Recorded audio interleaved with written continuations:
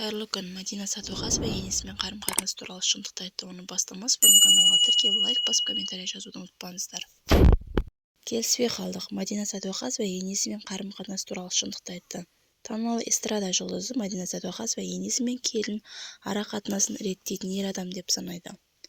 Бұл туралы ол Айнұр Ілиясова берген сұхбатында айтты. Енесімен жақсы қарым-қатынаста екенін айтқан әнші күйеуінің анасымен келіспей қалған сәттерінде болғанын жасырмады. Ене мен келін ара қатынасын реттейтін ер адам. Ол жас маған ұсыныс жасағанда өмірлік жарым ретінде өзін көріп тұрмын. Менің анам алғашқыда мені түсінбеуі мүмкін. Кейін сенің қандай адам екенін білгенінде сені ол өте жақсы көріп кетеді деді. Осылай 9 жыл өтті.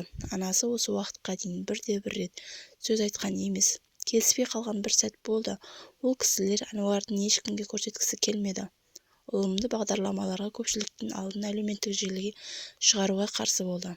Дана Нұржігіт жүргізуші бағдарламасына Роза Қуанышқызы Әнуардың тұсауын кесетін болды.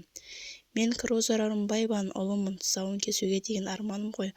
Әнуар 1 жасқа толмаған соң түсірілімге апарғым келді, ал енем қарсы болды. Сол сәтте арамызда түсінбеушілік болды. Бірақ ол кісі халыққа танымал адам тұсауын кесетін болғандықтан немересін көпшілік көретінін түсінді. Әнуарды көргенде бәрі мына бала әкесінен айнымай қалған екен деді. Енем халықтың осы сөздерді жібіткен болар, деді өнер иесі.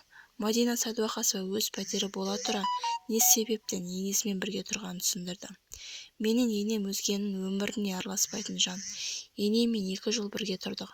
Әнуарды Астанада босандым. Күйеуім жұмысы ауысып, ұлымның 3 айлығында Алматыға қайтып келіп, енемен бірге тұрдым.